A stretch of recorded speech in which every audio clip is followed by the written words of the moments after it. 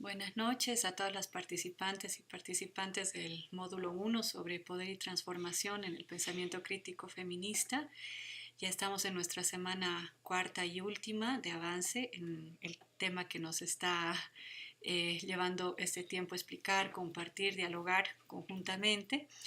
Y bueno, para hoy la temática básica que se trataba de abordar tiene que ver con cómo se está a partir de todos estos procesos de conceptualización, a partir de los procesos de movimientos sociales, de luchas históricas, de todo lo que hemos repasado en las últimas 3 semanas respecto a los feminismos y a cómo su pensamiento crítico apunta a una transformación social ubicada en la justicia social. Estaríamos viendo el vínculo entre violencia, sexismo y adultocentrismo, ¿no? Para poder ya dar pauta a enlazarnos las siguientes semanas con el módulo referido a las masculinidades, ¿no? Y esta visión que van a trabajar Jimmy y otros colegas respecto a lo que es las masculinidades en la contemporaneidad, ¿no?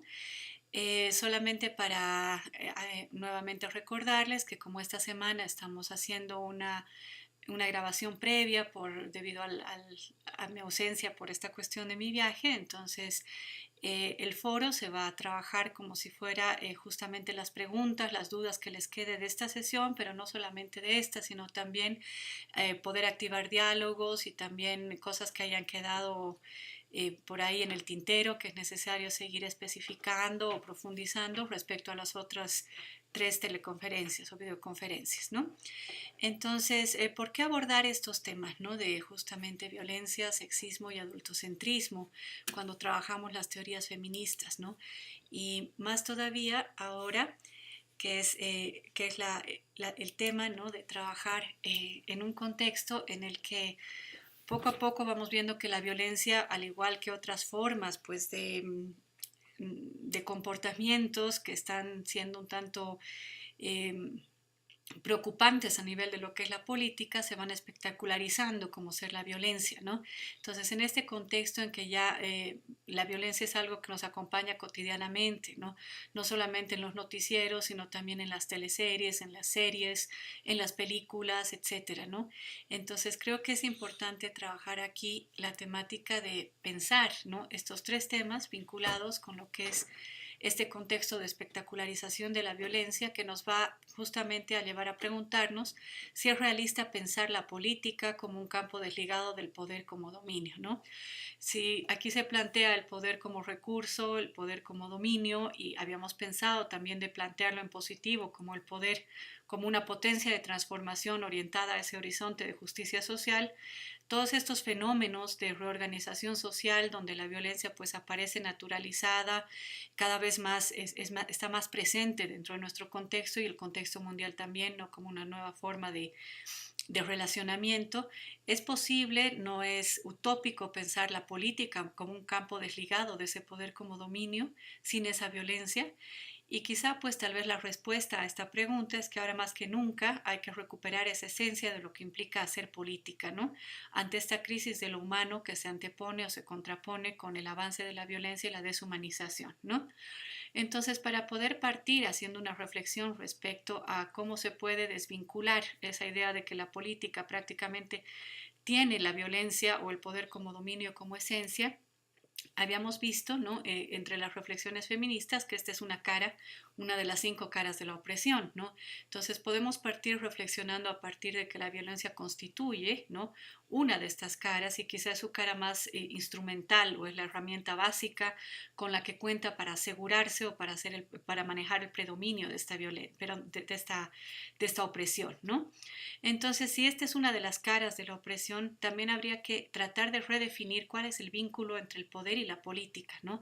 Pero pensando el poder como potencia. Y ese poder como potencia ya se lo ha formulado, ¿no?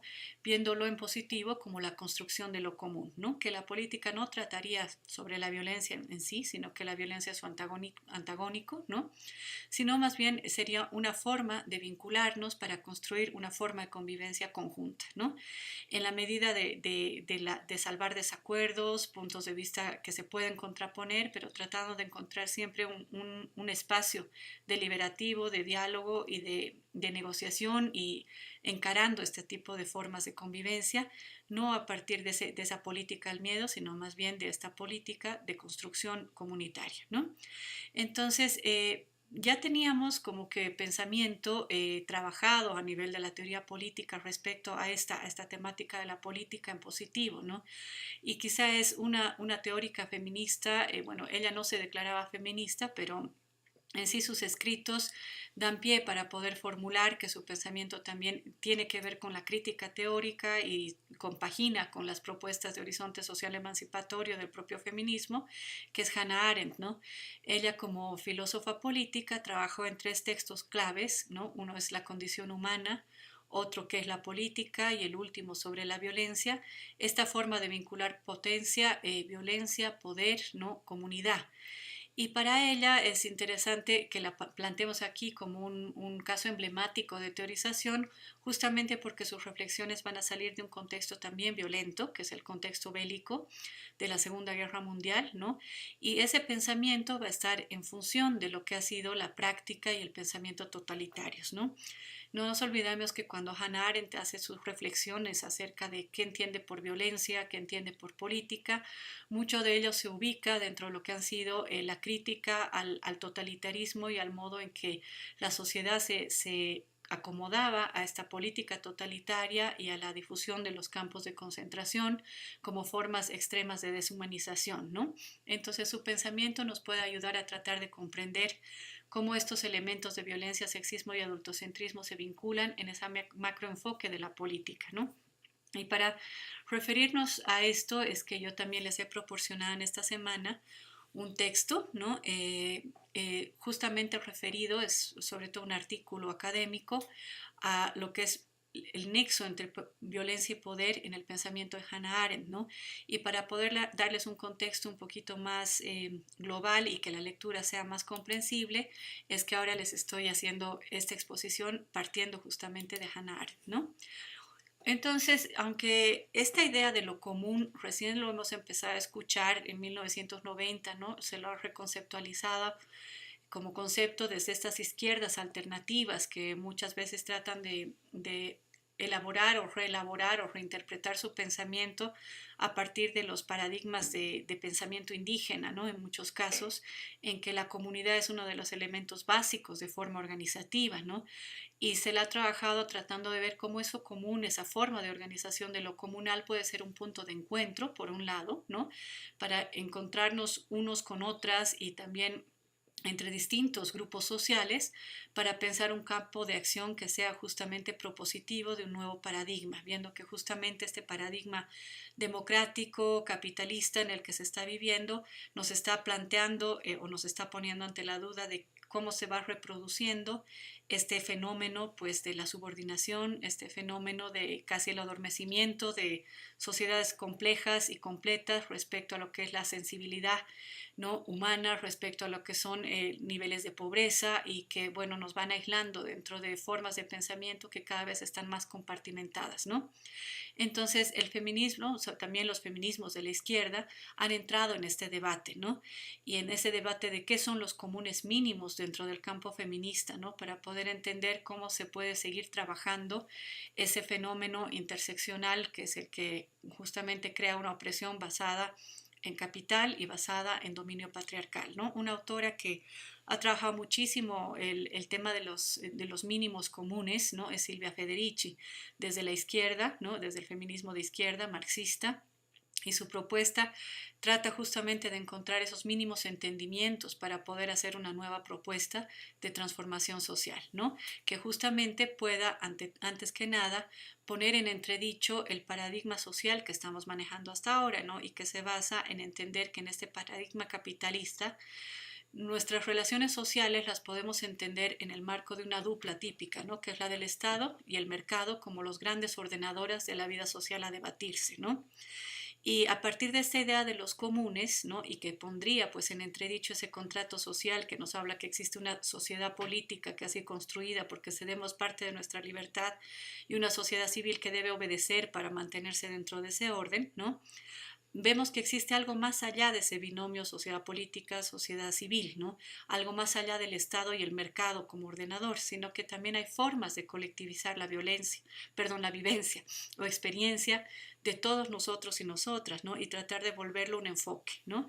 De hecho, en el último tiempo, cuando hablamos de políticas públicas, por ejemplo, muchas veces se está trabajando la idea de integralidad y la idea de poder trabajar lo que es pues un enfoque de cuidado, de sostenibilidad de la vida o de protección frente a estos fenómenos de la violencia a partir de la generación de entornos protectores, ¿no? Y también desde una respuesta que venga del campo social y desde una respuesta que no solamente se ubique en lo estatal, ¿no? De hecho, se trata de trabajar problemáticas sociales involucrando a la sociedad en sí y activando su forma de ver la responsabilidad que pueden tener en tratar de trabajar o de hallar alternativas a estas problemáticas sociales, ¿no? En el caso de Bolivia, por ejemplo, cuando pensamos en poblaciones en situación de calle, ¿no? Muchas veces las personas que integran estas poblaciones en situación de calle también van a tener problemas que les han significado tenerse que aislar o han sido inclusive recluidos en centros de reorientación y demás. Y el enfoque que algunas de las organizaciones de la sociedad civil, sobre todo una que es, por ejemplo, la Fundación Munasim utiliza, es el enfoque de las comunidades terapéuticas, ¿no?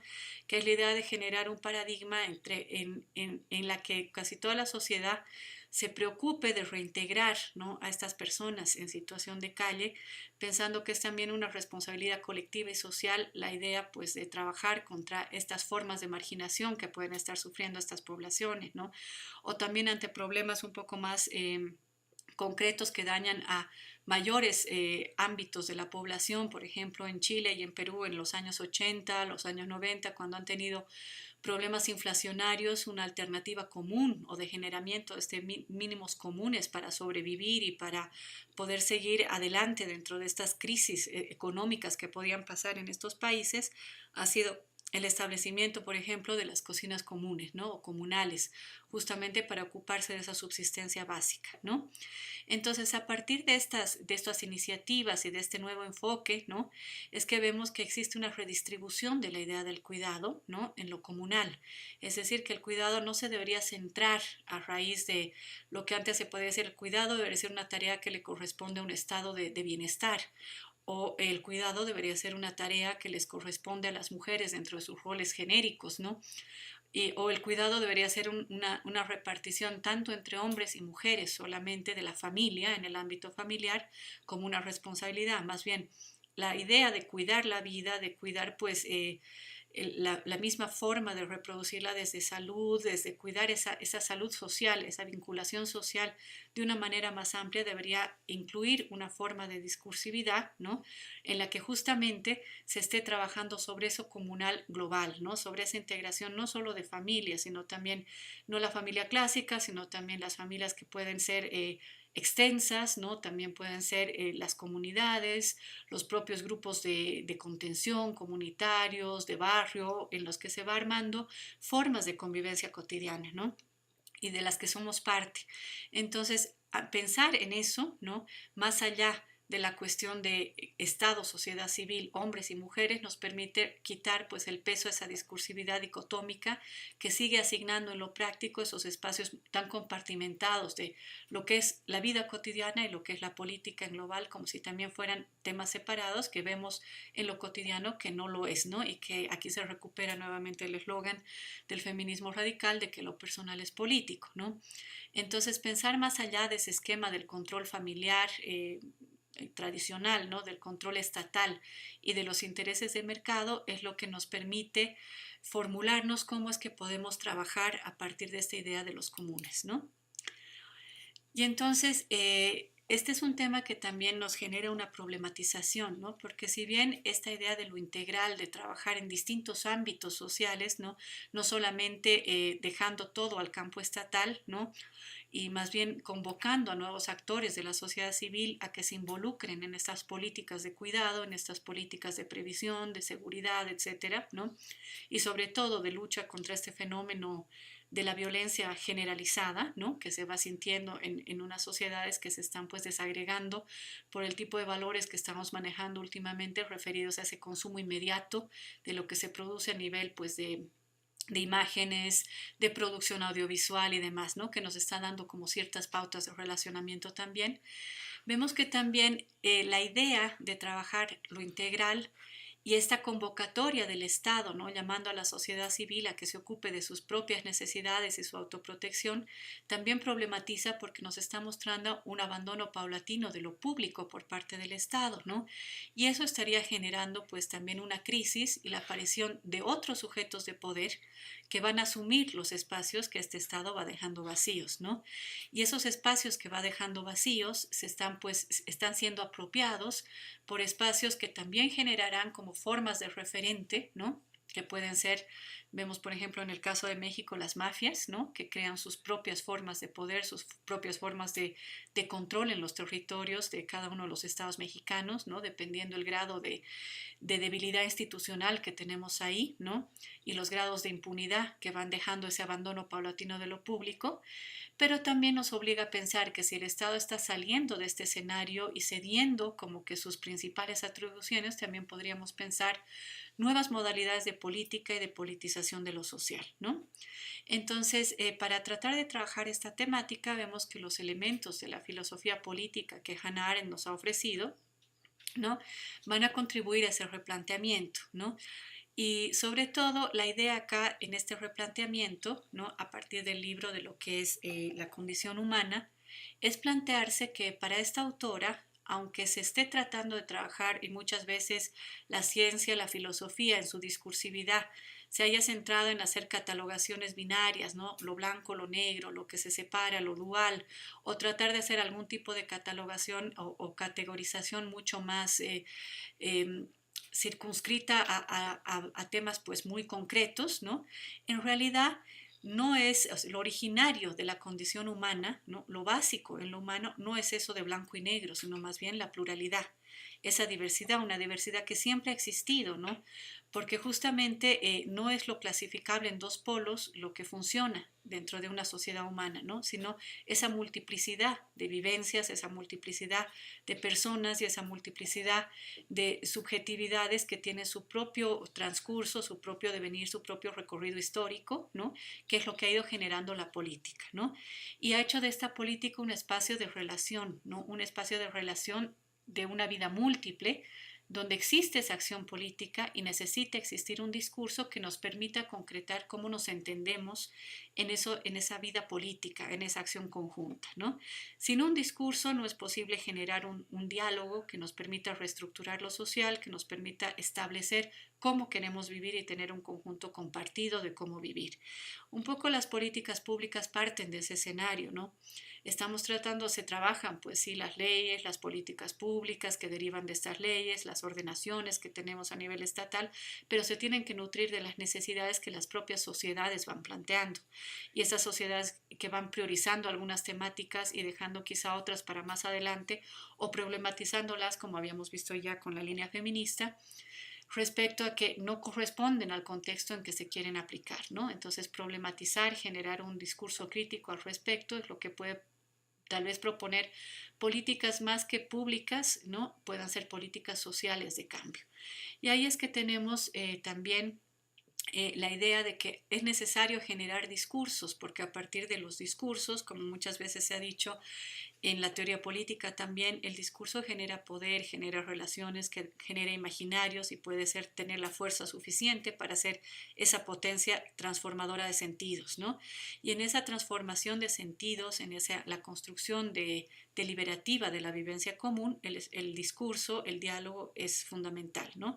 Si no existiera ese debate, si no existe, donde no existe esa posibilidad de discursar, de debatir, de hallar mínimos acuerdos, ¿no? De establecer cuáles son los puntos de desencuentro y tratar de tener justamente esos debates, por muy contradictorios que puedan ser o por mucho que se vayan alejando unas posiciones de otra, tratar de mantenerlos dentro del campo del debate es lo que va a hacer o evitar que exista esta aparición de la violencia, ¿no? Que las formas violentas de ejercicio de poder se vayan apoderando de los espacios que este Estado está dejando vacío, ¿no? Como que ya no son fruto o ámbito de su intervención. Y aquí Hannah Arendt propone algo que es clave, o sea, como para seguir afianzando la idea que lo originario de la condición humana es justamente esa pluralidad nos va a invitar a generar esta discursividad para entendernos y a partir de ese discurso es que podemos trabajar en una acción, ¿no? Actuar sobre nuestra realidad inmediata, tener una responsabilidad con esa realidad inmediata y sus problemáticas con la que nos identificamos, ¿no? Y ella tiene esta máxima que creo que es importante recordarla cuando tratamos de recuperar la historia de la política desde lo positivo, ¿no? Y es que la acción no tiene lugar en el aislamiento, ¿no? Esencialmente necesitamos de esa vinculación, ya sea para que esta vinculación nos cuestione nuestros planteamientos, nos abra nuevas posibilidades o nuevas categorías de examen de la realidad, pero también nuevas categorías de propuesta, ¿no? Para ver cómo podemos transformar algo que no está funcionando, algo que vemos que está devastando nuestros vínculos elementales, ¿no? Y que nos está llevando a una situación crítica donde más allá de estos vínculos, que justamente son lo que darían la sostenibilidad a la vida humana, más bien la están devaluando, ¿no? Y en esa lógica de la justicia social es que se trabaja mucho pues la idea de la no devaluación de la vida, ¿no? De la valoración de todas esas posibilidades diversas de estar en estos mundos que compartimos y en los que convivimos, ¿no? Y en el poder dar una respuesta a esas violencias que están avanzando. Entonces, esa posibilidad de pensar que no somos seres que actuamos en el aislamiento, ¿no? Sino más bien actuamos colectivamente, nos da otro elemento clave en el pensamiento de Hannah Arendt que se refiere a la libertad, ¿no? Y esa libertad, así como la pluralidad, es también constitutiva de la condición humana, ¿no? Es como que esa potencialidad de poderse cuestionar, de poder pensar qué más se puede hacer aparte de estar suscrito o inscrito en relaciones de dominio que sabemos que son sistémicas, que pueden precedernos, pero no por ello, por estar en este sistema, en esta estructura de poder, ¿no? No pueden ser debatidas, no pueden ser desestructuradas o por lo menos tambaleadas con otros discursos, ¿no? Entonces, esa libertad constitutiva de la condición humana es también una posibilidad, la posibilidad que tenemos y queremos, ¿no? De añadir algo al mundo desde nuestra propia distinción, o sea, algo que nos caracteriza, que es lo que podemos aportar de mejor manera en lo social, algo que sabemos hacerlo muy bien y sobre lo que tenemos autoridad, pensando entonces en compartir esto y dejarlo, ¿no? Y viendo que esto puede generar una forma de hacer política que muchas veces une, otras veces separa o genera debate, pero no fusiona, ¿no? Porque para Hannah Arendt la idea de fusión implica perder esa riqueza de la diversidad y es empezar pues a tratar de generar una sola identidad nuevamente, ¿no? Esa identidad hegemónica de la que hemos estado hablando, universalista, que otra vez divide al mundo en una sola línea de entendimiento, ¿no? Y no permite enriquecerlo con todas estas visiones. Entonces no va a fusionarse, sino va a estar pues unido, separado, viendo que lo público sea un ámbito de cooperación y no de competencia, ¿no? Es como que las identidades monolíticas, hegemónicas, se sustentan básicamente en una idea de competencia, ¿no? De descalificar al otro, a la otra, de generar categorías de qué es apto, qué es capaz, qué es competente. En cambio, la idea de la cooperación es tratar de ver qué puedes tú dar, ¿no? Y valorar eso que tú puedes dar y que otros también lo valoren para esa construcción conjunta, ¿no?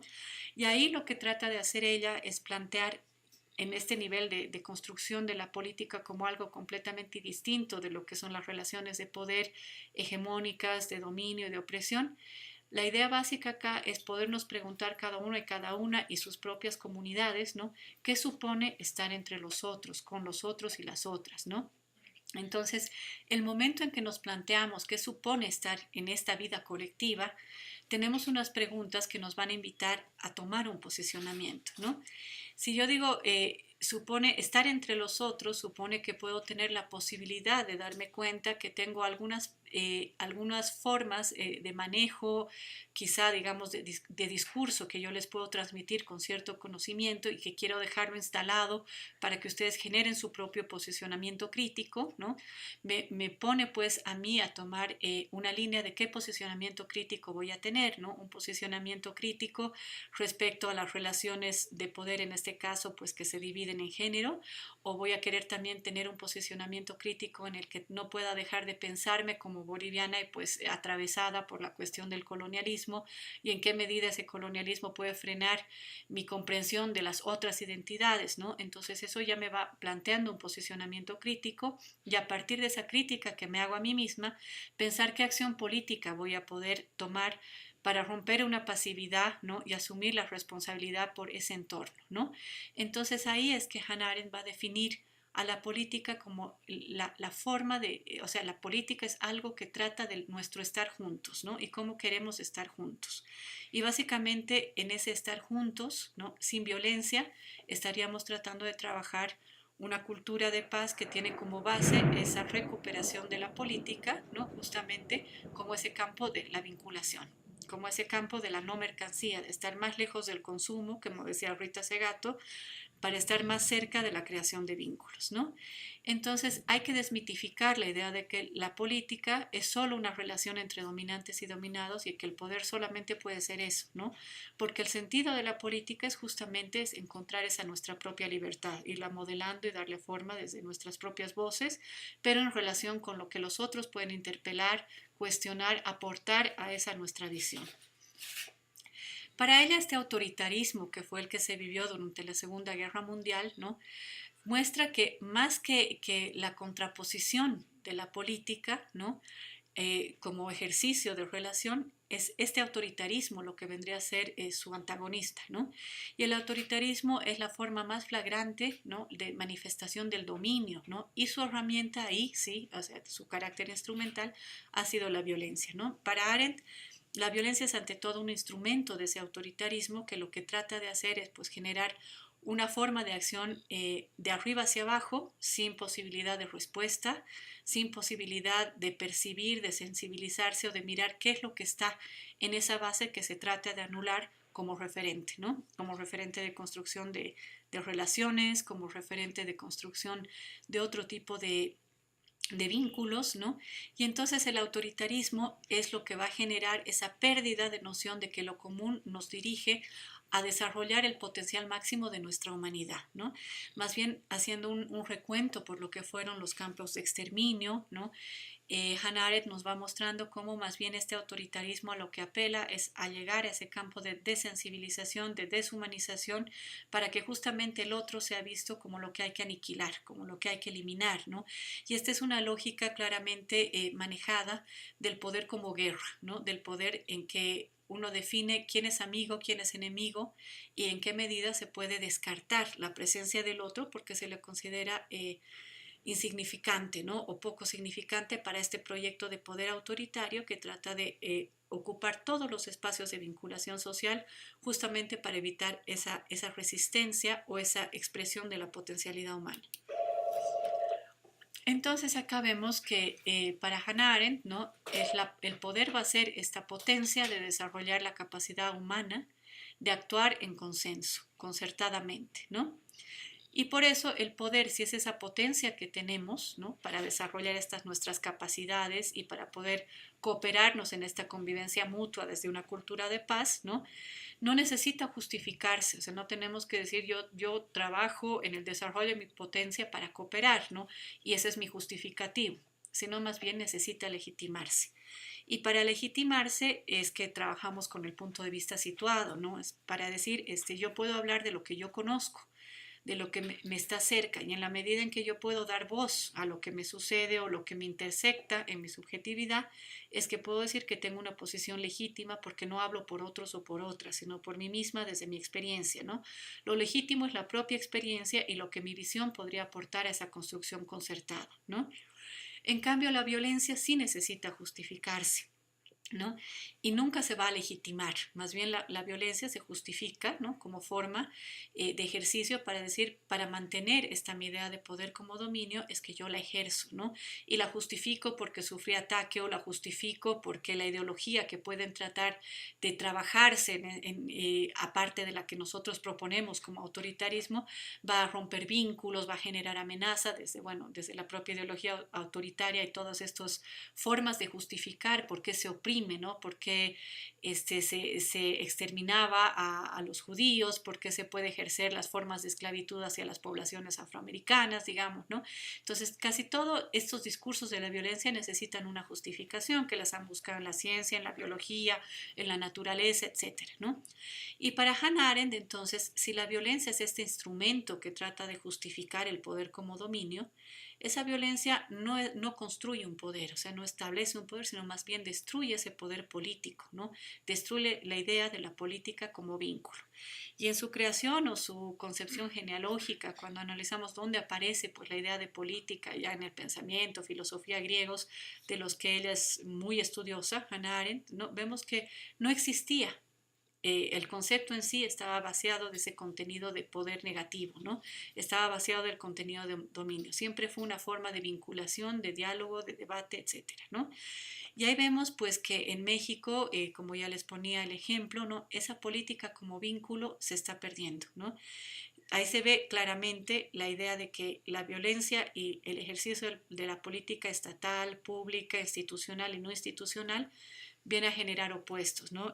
Algún momento y uno se da cuenta en qué medida pues esto es algo que termina destruyendo la forma de vinculación y la forma de pensar posibles salidas, es una vez que estaba viendo las noticias en México y cómo un grupo de estas mafias en uno de los estados mexicanos, ¿no? Rodeó un estadio donde estaba dándose un partido de fútbol y cómo empezaron a disparar fuera del propio estadio y cómo la gente ahí, ¿no? Es que lo único que tiene es pánico y lo que trata de hacer es salir del estadio, ¿no? Y no está en la capacidad de generar formas de solidaridad, ¿no? Sino simplemente están dentro de un pánico y casi estupefactos ante la posibilidad de que estas mafias puedan tener la impunidad de disparar, la impunidad de atacar sin que haya nada políticamente que las frene, ¿no? Entonces aquí nos deja pensando otra afirmación que Hannah Arendt hace, ¿no? Que dice que la violencia aparece donde el poder está en peligro, ¿no? Y la violencia hace desaparecer ese poder de vínculo, ¿no? Ese poder de integración. Y estos fenómenos que vemos en situaciones tan extremas como México, ¿no?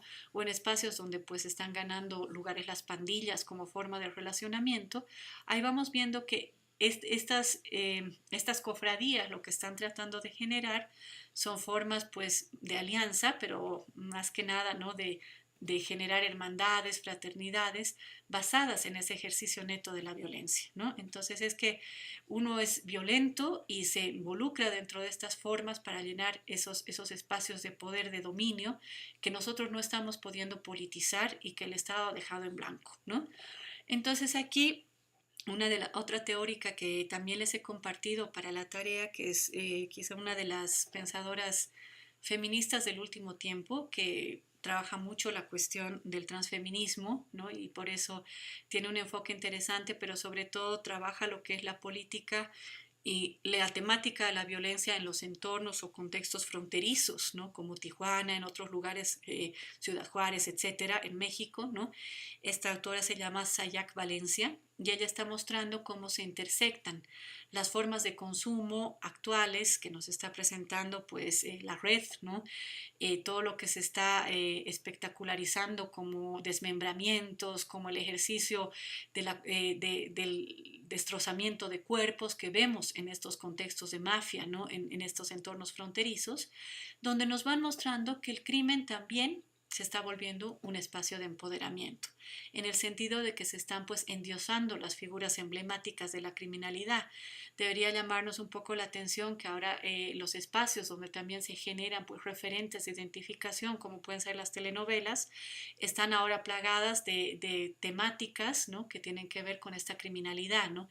Hay en México pues y en las televisiones de cable, ¿no? Que están pasando mucho de estas producciones, tenemos historias de gente que se involucra en el narcotráfico, ¿no? Y que muchas veces aparecen hasta como figuras a imitar, ¿no? Desde la venganza, que van generando sus propios círculos de aliados, de fraternidades, de lealtades, de discusión, ¿no? De traiciones y demás, que nos va mostrando como que estar dentro de una organización criminal, dentro de una organización mafiosa, dentro de una organización referida a las pandillas, ¿no? Nos da alguna identidad, ¿no? Y nos muestra que tiene cierto rédito participar de esa criminalidad, ¿no?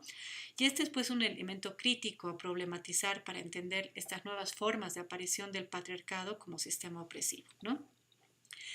Y es por eso que para juntar estas reflexiones de Hannah Arendt les proponía también que se pueda leer a Rita Segato en este texto en el que ella trata de hacer una definición de por qué existe el feminicidio, ¿no? Trata de darle una explicación pensando en estos contextos fronterizos, en estos contextos problematizantes como Ciudad Juárez, ¿no? Y además ella nos está planteando, ¿no? Que no solamente habría que trabajar la cuestión de que la violencia es un tema que es globalmente socializado, que es globalmente visto, globalmente accesible, ¿no? Sino que además está generando formas en que el patriarcado se la va a apropiar para volverse nuevamente a reconfigurar como sistema opresivo, ¿no? Es como que los avances legales sustanciales en términos de práctica también en ejercicio de derechos humanos que estamos experimentando en las décadas de democracia que se viven en los países en Latinoamérica, ¿no? Todos esos avances, pero no solo en Latinoamérica, sino también en Europa, ¿no? Un país clave donde los feminicidios también abundan es España, por ejemplo. Entonces Rita Segato nos propone mirar que esos avances legales y esos cambios de prácticas lo que están generando es una interpelación, ¿no? Sobre todo a ese modelo de masculinidad hegemónica, ¿no? Entonces, estos avances legales lo que estarían haciendo al cuestionar esa masculinidad hegemónica es trabajar sobre esa división dicotómica de lo público y privado que todavía pervive en la construcción, ¿no? De nuestros imaginarios en base al género, a esos estereotipos que todavía interiorizan la idea de que lo femenino es el mundo específicamente circunscrito al cuidado, circunscrito a la sumisión, circunscrito al espacio familiar, al espacio del servicio, ¿no? Mientras que lo público, el tema de la decisión, de la transformación, etcétera, que sería pues ese público masculino, solamente puede tener estas figuras, ¿no? Emblemáticas de la masculinidad hegemónica, ¿no? Y este cuestionamiento que ahora por estos avances legales y de derechos existan más mujeres en esos espacios tradicionalmente reclamados por la masculinidad hegemónica como propias, hace que esta violencia se vaya volviendo una violencia mucho más específica de la que deberíamos hablar, ¿no? No es tan global, sino que tiene un contenido que nos muestra que es más frecuente y cada vez es más cruel, porque lo que nos está mandando y Segato lee, ¿no? La idea de la violencia como una forma de, no solo es una herramienta, sino también es una forma de posicionar un mensaje, ¿no? Y el mensaje que la violencia nos está mostrando es ese mensaje de que existe una desarticulación de la política en el sentido positivo, ¿no? Es una forma de desvincularla de acciones prácticas que le permitan dar ese repliegue de justicia social, ¿no? Y esa desarticulación de la política nos está paralizando, ¿no? Y está paralizando sociedades enteras frente a estas formas de violencia generalizadas y globalizadas y muchas veces justificadas, ¿no? Y es así pues que lo que los feminicidios estarían haciendo y lo que nos estarían mostrando, ¿no? Es justamente porque aumentan y porque en esta época las formas de crueldad que se imprimen, ¿no? En cada uno de estos feminicidios, ¿no? Está manifestando que se está recuperando una forma, un imaginario de guerra, ¿no? Es decir, una forma de posicionar qué es lo que se quiere destruir como aquello que preserva la vida, o sea, que existe un imaginario de género detrás, ¿no? Hay una guerra manifiesta que no es la guerra como la conocemos en términos bélicos, de inteligencia militar, etcétera, ¿no? Sino más bien es una guerra que está afectando las bases sociales de vinculación y de entendimiento, ¿no? Justamente para promover valores de mercantilización, ¿no? Donde lo humano también va a entrar en conflictividad. Y en ese imaginario de género que existe detrás, ¿por qué Segato sostiene que existe un imaginario de género detrás? Porque esa guerra sobre todo está enfatizando en el cuerpo de las mujeres, ¿no? es lo primero que se conquista, lo primero que se somete, lo primero que entraría dentro de una forma de colonia, ¿no? Atacando los lazos comunitarios que ese cuerpo de las mujeres genera, ¿no? Es decir, si el cuerpo de las mujeres nos habla por su naturaleza, en este sentido ella sí toma la temática de naturaleza, nos habla de la producción de vida, ¿no? Nos habla también de la establecimiento de los vínculos de cuidado, etcétera, que se van construyendo también, ¿no? Que se van ejerciendo. Esas agresiones a sus cuerpos, pero también a los cuerpos de niños, niñas, adolescentes como cuerpos frágiles, que no se los puede representar como cuerpos guerreros dentro de estas nuevas competencias, de estas nuevas formas de empoderamiento de la criminalidad, ¿no? Y esos bajos umbrales de sensibilización humana que hace pues mostrar esa agresión a estos cuerpos frágiles, nos está mostrando que existe un espacio paraestatal, ¿no? Que se está involucrando entre lo social y lo estatal, ¿no? Que tiene como fin destruir cualquier intento de politización que tengamos para debatir esa forma de violencia, ¿no? Y hacer más bien que perviva como un imaginario. Ahí se destruiría lo comunitario y al tener esa destrucción de lo comunitario, uno recurre casi al autocuidado individual por ese temor de la violencia y la vida se va pues concentrar en el consumo, en la mercantilización, en la no acción conjunta de crítica, de transformación y así predomina pues un sistema cada vez mucho más salvaje de capitalismo, ¿no? Y ahí pues tenemos que los mensajes que estarían dejando los feminicidios y todo lo que los precede, porque no nos olvidemos que el feminicidio es como que el punto último de todas las violencias que se van ejerciendo sobre estos sujetos frágiles, sobre estos cuerpos, ¿no? Y por ejemplo el mensaje que ahora se deja es como que casi todos los fenómenos de feminicidio, los fenómenos pues de violencia sexual infantil adolescente, lo que tratan de hacer es mostrar una feminización de los cuerpos para someterlos, de ahí ese imaginario de género que Rita Segato dice que está detrás, ¿no? Es tratar de colocar estos cuerpos dentro de ese rol de sumisión, ¿no? De sometimiento, ¿no? Y a través de feminizar estos cuerpos de los terceros es darle un mensaje, ¿no? A la sociedad en global, es destruir la moral social, ¿no? Es decir, el sentido de esperanza de que puede existir un tipo de poder que no es el poder como dominio, ¿no?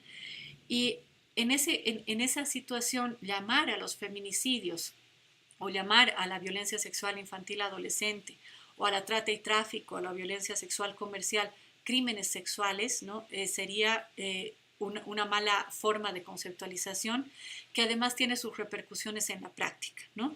Entonces, para Rita Segato, los feminicidios necesitan llamarse crímenes de género, ¿no? Porque tienen toda una ideología de género detrás, se producen justamente para volver a hacer esta división público-privado, femenino-masculino, en esa situación de contraposición de poderes, ¿no?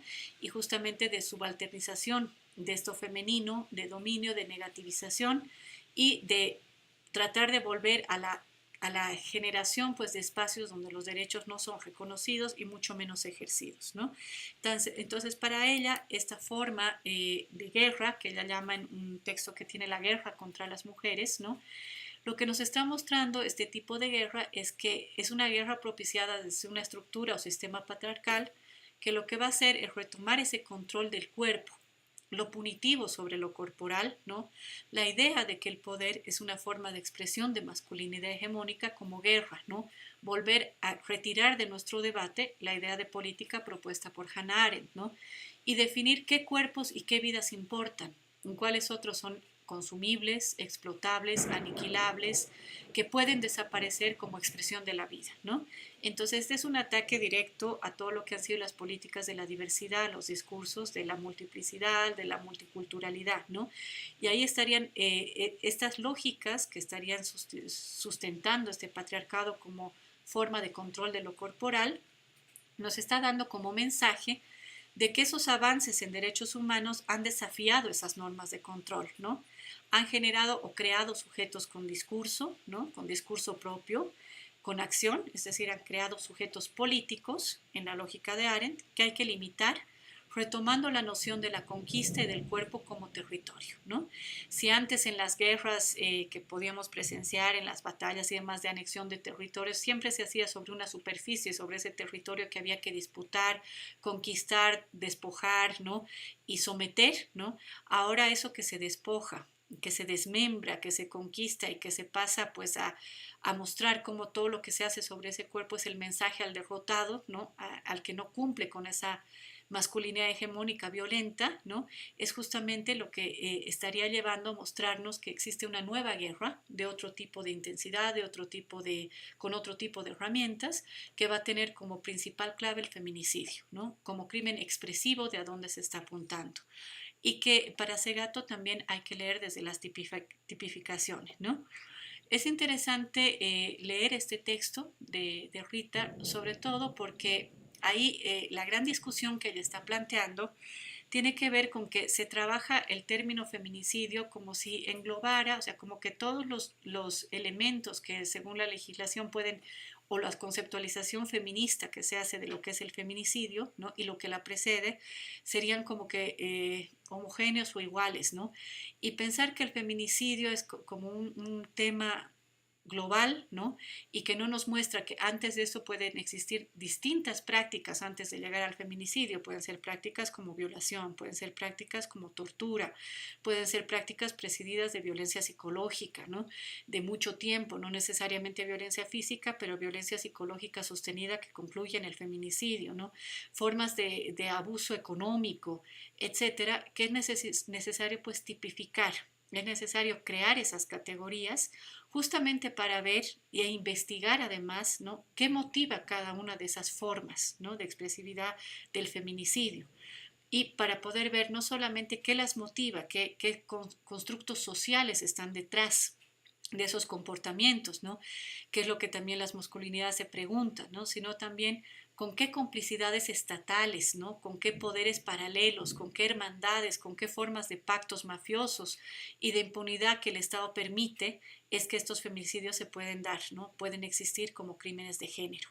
Y es eso lo importante en este texto, ¿no? De plantearnos por qué hacer una tipificación, no solamente por una cuestión ociosa, ¿no? De querer siempre estar categorizando las cosas, sino porque poderlas dividir, poderlas tipificar y pensar qué ha presidido a cada uno de estos feminicidios nos da pautas mayores para entender qué es lo que hay que trabajar desde esta idea colectiva, ¿no?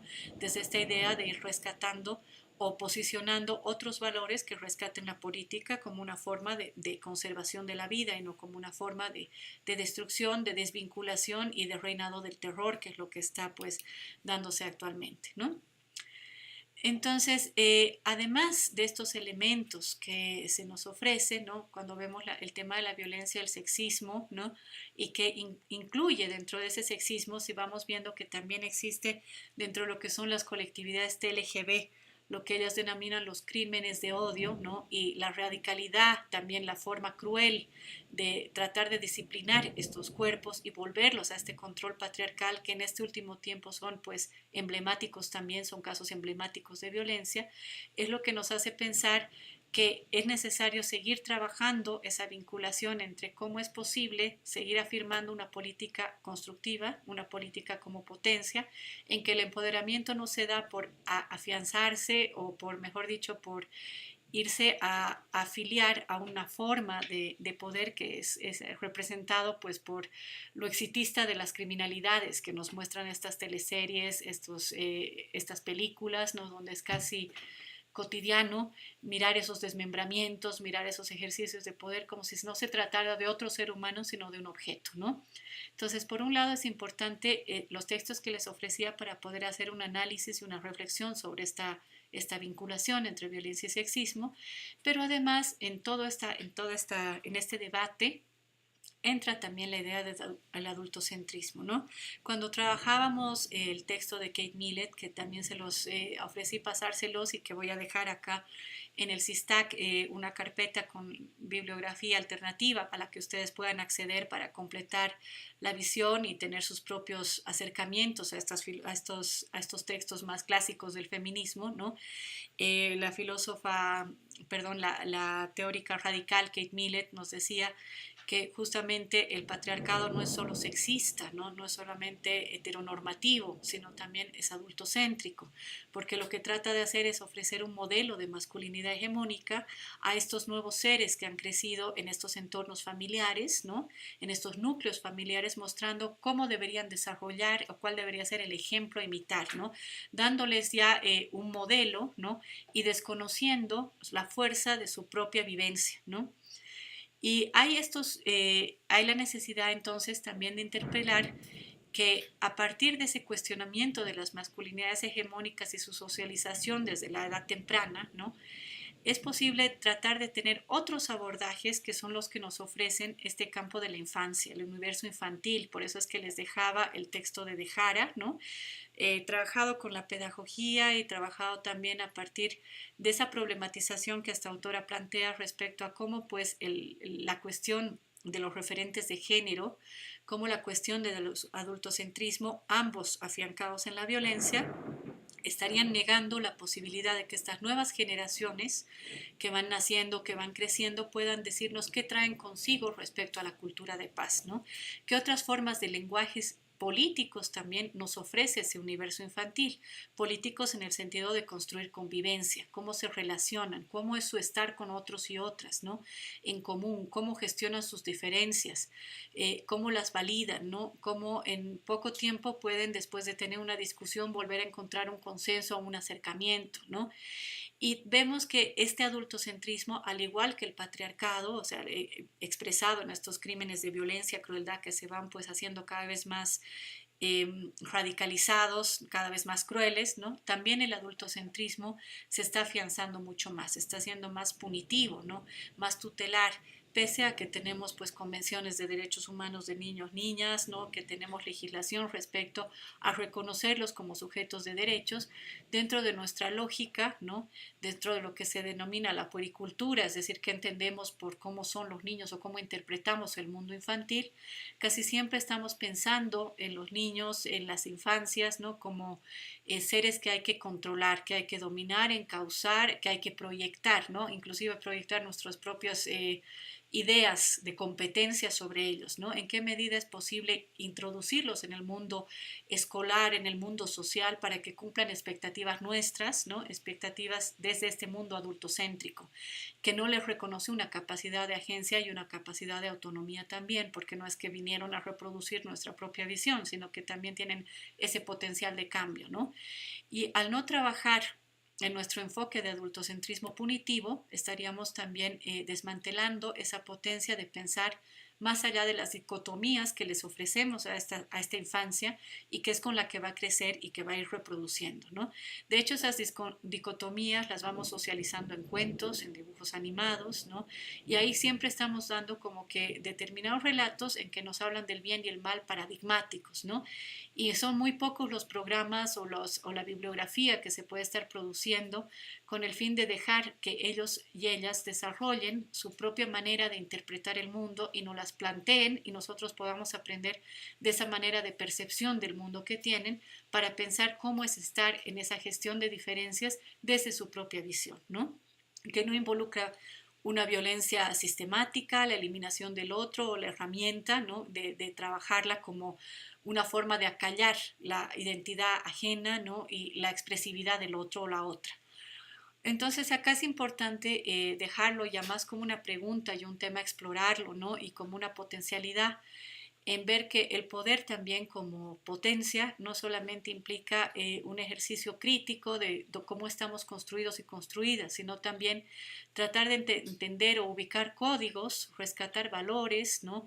Pautas que nos están dando estos modos de relacionamiento que se ven en la interacción diaria de esta infancia, ¿no? En sus juegos, en sus dibujos, propone De Jara en su texto, que son tan emblemáticos en lenguaje como el blues que vimos la última clase, ¿no? Lo podía hacer para la expresividad de lo que son pues las vindicaciones de los feminismos negros respecto al cuerpo, respecto a la violencia, ¿no? En ese caso podemos ver que la infancia como formación, como perspectiva del mundo es también crítica, ¿no? Y nos pone el reto de reformular nuestras prácticas y el origen de estas prácticas. De hecho es pues interesante darnos cuenta cuando nos están preguntando quienes tienen hijos, hijas o tienen niños cerca o trabajan con niños, niñas, etcétera, en su cotidianidad, el momento de ese proceso que tienen dentro de la vida cotidiana del por qué, ¿no? Y cuando se está preguntando y nos preguntan insistentemente por qué algo que les argumentamos, a mí me pasa que muchas veces empiezo a pensar de dónde vienen ese tipo de prohibiciones, ¿no? Que uno les puede hacer y muchas veces viene de miedo que es irracional, viene de suposiciones que has tomado dentro de estos sistemas, ¿no? De control y te permiten pues cuestionarte ese origen y poder también plantearte cómo lo puedes trastocar, cómo es posible desmontarlo, cómo es posible cuestionarte desde del recorrido de tu propio camino, por qué asumías esas normas como naturales y no las cuestionabas, ¿no? Simplemente hablamos de orden como debiera ser así y nada más, ¿no? Sin siquiera pensar de dónde viene ese orden impuesto. Y por ello creo que es importante tratar de explorar pues, esos códigos que nos están ofreciendo estos discursos, estas formas prácticas de convivencia en juegos, en representaciones, en dibujos, en formas de relacionamiento que observamos cotidianamente, ¿no? En a quién recurren en la mediación, por qué recurren a una mediación de determinado tipo, qué lenguaje utilizan y por qué les puede hacer sentir pues desplazados o en peligro cuando sienten estos lenguajes de violencia, ¿no? Y también los cuestionan o se atemorizan frente a ellos, como los códigos que nos estarían dando estos niños y niñas, ¿no? Como formas de profundizar en esa noción de libertad, ¿no? Y poder trabajar mucho más ese sentido de la cultura de paz, que finalmente es la que podría, esa transformación, ¿no? De cultura de violencia hacia una cultura de paz, tratando de generar esa contraparte en producción que ya está pues en marcha, eso también es esperanzador, de tener producción en red, de tener producción audiovisual, que también tiene esa construcción positiva, ¿no? De otro tipo de mensajes que exploren esa cultura de paz, ¿no? Y esa forma de solución de conflictos por formas no violentas, de comunicación no violenta, ¿no? Entonces, a partir de ahí es que podemos profundizar esa noción de libertad y hacernos esa pregunta finalmente, ¿no? Nuevamente, después de plantear todo esto y de practicarlo en lo cotidiano, si en realidad el poder solamente puede existir como dominio o también tenemos una posibilidad todavía de transformar y generar referentes alternativos y vinculatorios, ¿no? Referentes que justamente ayuden a recuperar y a entender mucho más allá cuáles son las potencialidades del humano y tener esa experiencia pues de asombro frente a esta potencialidad. Bueno, esta vez hemos tenido una charla un poco más cerrada, ¿no? Más concreta, porque no hemos tenido pues el diálogo que usualmente tenemos cuando yo estoy mirando el chat. Entonces, esto es lo que trataba de hilar en esta breve teleconferencia que estoy teniendo con ustedes ahora, sobre todo para que pueda darles el marco de comprensión de las lecturas y puedan disfrutarlas muchísimo más, ¿no? En estos días y tengan todo el espacio necesario, el tiempo necesario para vertir sus reflexiones en el foro hasta el día domingo, ¿no? Y finalmente decirles que la tarea que les dejé, justamente he querido rescatar a esta autora, Sayak Valencia, en una entrevista para que también puedan ver cómo es posible trabajar esta idea de desarticulación del capitalismo, del patriarcado, con esa propuesta de la vinculación y la recuperación de la política, ¿no? Y bueno, ha sido realmente un enorme gusto poder compartir con todos ustedes, estas 4 semanas. Y bueno, ya nos vamos a estar viendo más adelante y les voy a dejar también dentro de la plataforma mi mail y formas de relacionamiento para seguir intercambiando, ¿no? Más allá de lo que es el curso de actualización. Gracias.